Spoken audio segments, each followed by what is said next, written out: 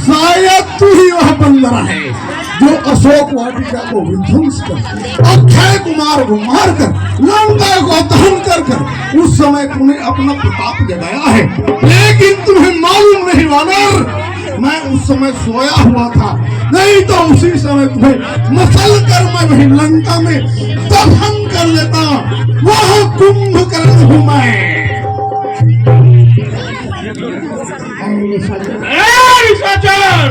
मैं कौन पुत्र हनुमान तुम्हें युद्ध की ललकार रहा हूँ, संग्राम में तैयार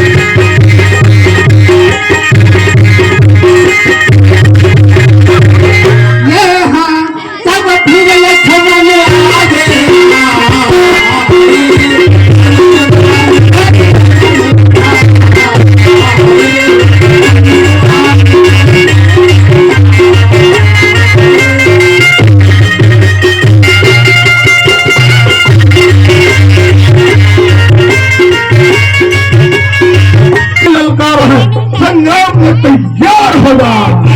निशाचर, युद्ध के लिए तैयार होने पहले मेरा परामर्श सुन ले।